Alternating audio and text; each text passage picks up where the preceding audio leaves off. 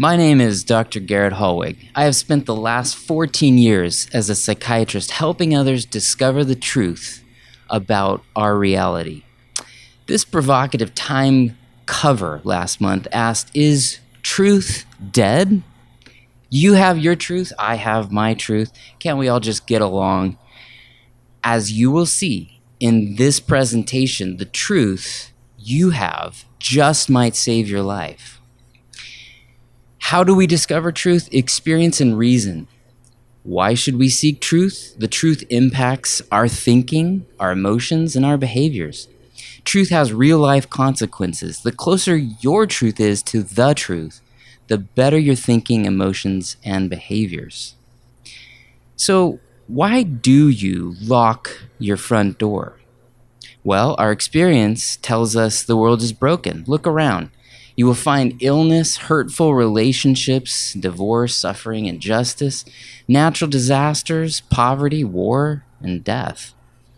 We spend our time avoiding the truth of this brokenness through entertainment, video games, Facebook, possessions and things, relationships like hookups, occupation and school, being busy, parenting, or even escape the reality with alcohol or drugs.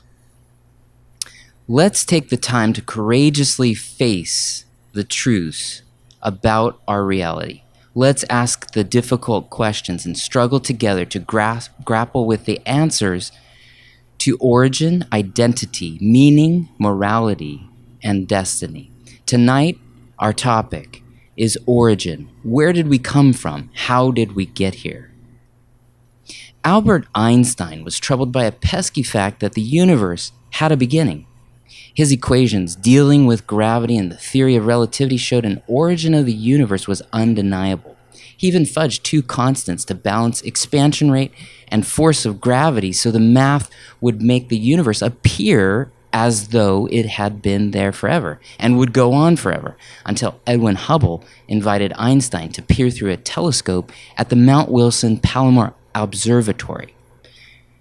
Now, with first-hand experience, having tasted and touched the evidence of redshift of galaxies, Einstein emerged from the great structure of a telescope and said, I see the necessity of a beginning.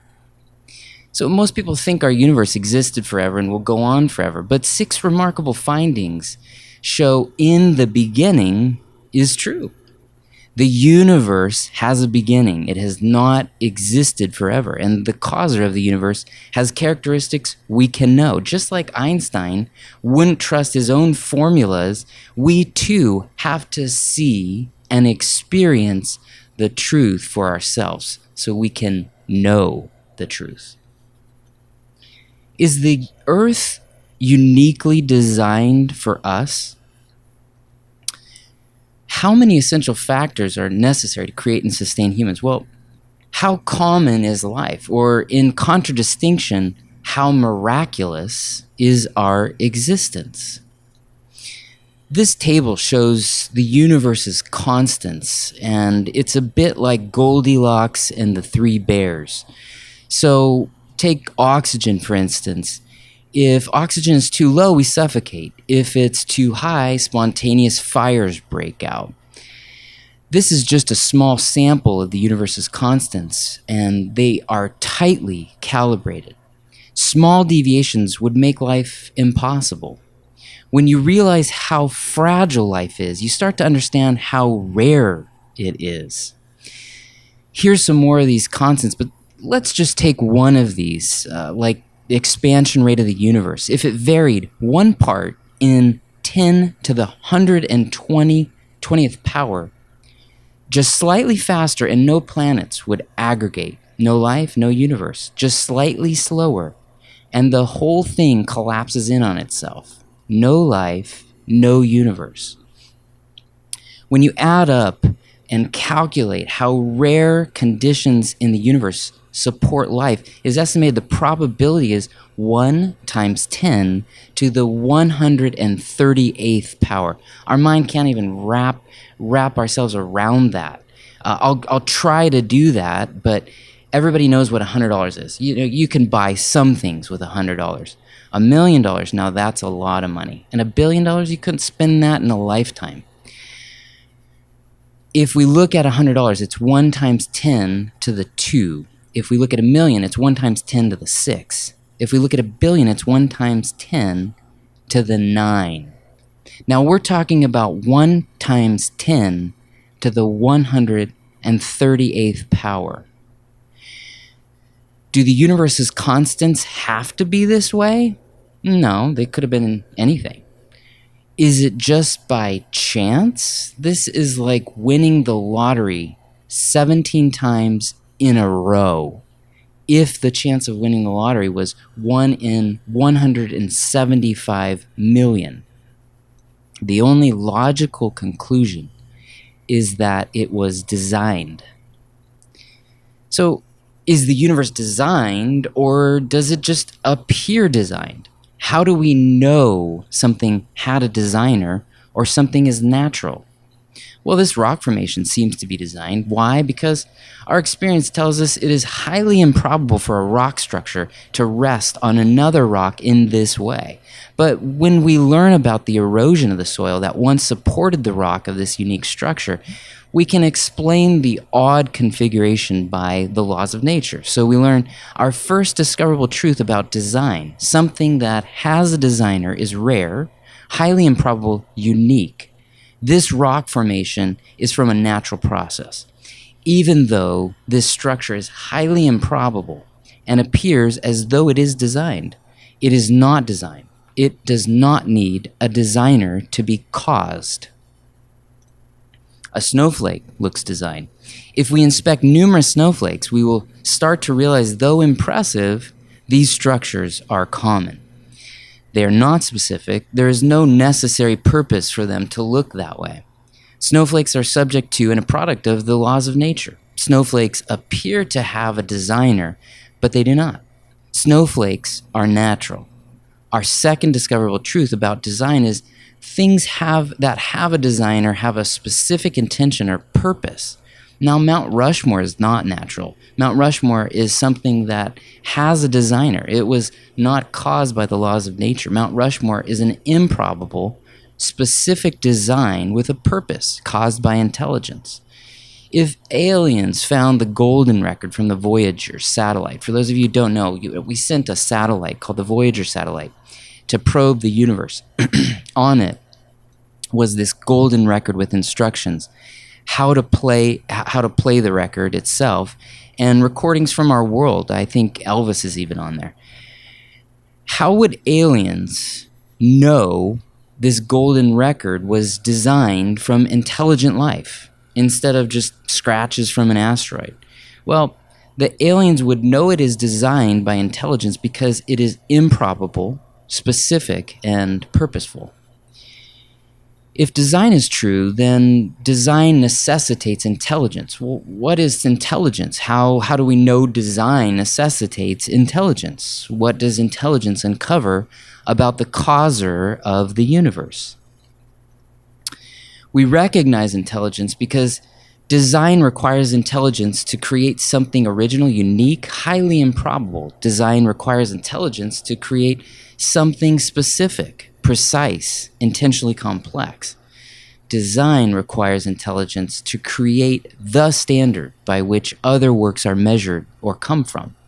Design requires intelligence to create with purpose, foreknowledge of the function of the design.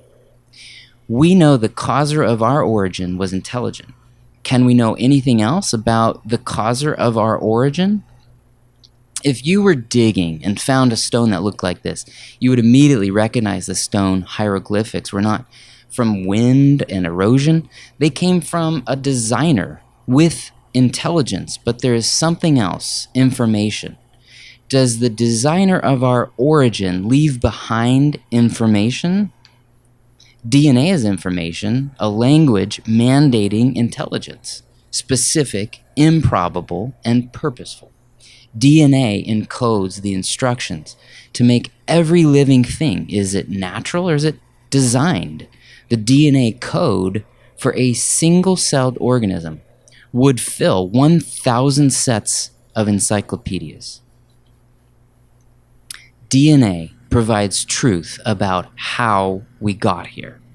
So let's try to explain how crazy complex DNA is as an analogy to a book. So DNA has 4 letters. These letters spell words to make proteins, which are the building blocks to make life. Now, imagine a book. If the DNA of a human was written in a book, it would be about 1 million pages long. Now imagine reading that book all the way through to the end as one story. Then you read the book the other direction from the end to the beginning. 1 million pages and you have another story. Talk about data compression. Now imagine the same book, but every 10th letter is highlighted to form words, which is another story. Finally, imagine the book's sentences created a 3D table of contents. Now you can get a small idea of DNA complexity. We see a parallel in the origin of the universe, the fine-tuning of Earth for life, the origin of life, and DNA. All show consistent attributes of the causer: unique, specific, purposeful, and intelligent. Wait a minute. We were all taught in school we got here through evolution. If we are here by random chance, a random chance event, then there was no design. If there was no design, then there was no foreknowledge of function or purpose. If life has no purpose, then there was no intelligent designer.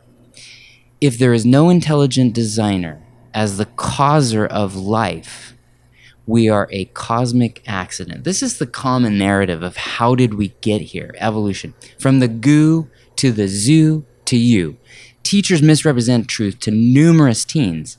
Teens ponder the implication they are a random cosmic accident. What follows? What is the point? For some, I might as well kill myself. Or, it doesn't matter if I kill myself anyway. Suicidal teens demonstrate the importance of answering the big questions of origin, identity, meaning, morality, and destiny. Uncovering the truth is essential to the way you think, the way you feel, and the way you behave. The proposed theory of evolution, commonly defined as common descent by random mutation through natural selection, does not explain the origin of life or the origin of humans. Am I the only one saying evolution is broken? Not at all. Royal Society says evolution doesn't work. Evolution does not provide an explanatory model of the origin of life or the origin of humans. Darwinian theory is broken and may not be fixable. That was the takeaway from a November 2016 meeting, which went mostly unreported by the media. The meeting was organized by the world's most distinguished and historic scientific organization. What are the problems with evolution? Well, something came from nothing. Doesn't follow the second law of thermodynamics. Does a pizza arrive spontaneously out of nothing? Order arose from chaos. Goes against entropy. Life arose from non-life, which means a single cell came from a rock. Intelligence arose from non-intelligence, and personality, consciousness, the mind, arose from no mindful, conscious, or purposeful process.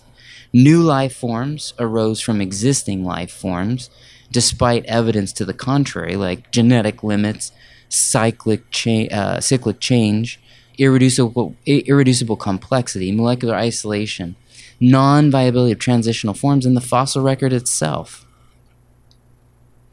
So evolution breaks things, not makes things.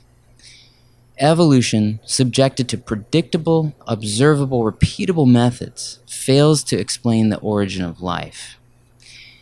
Common examples that Darwinists would point to are bacterial resistance or sickle cell anemia living alongside of malaria. Well, Richard Lenski set out to show through a predictable, observable, repeatable method of growing 20,000 generations of E. coli, which turn over every 6 hours. So in human terms, this is like 400,000 years of evolution, starting from more than today's population. And what did Richard Lenski find? Well, he found that bacteria resistance is just breaking genes and degrading function of the bacteria. Population geneticists even know that the average human has 10,000 mutations. We are degrading, not evolving into better prototypes or new species. So how did we get here? These are machine marks under magnification. The truth about how we got here can be discovered from truths the designer left behind in his works. The machine marks from the creation of the universe and the creation of life. When we study his design, we uncover truths about his identity. Let's look closer at these characteristics. You are looking at a timeline of our universe. Notice it expands as it progresses, and it begins from zero space, where time itself began. Outside of this cone is not the vacuum of outer space, rather a dimension our brains cannot fully comprehend. It is spaceless, without time, and immaterial. It is the dimension of the causer. Where did we come from?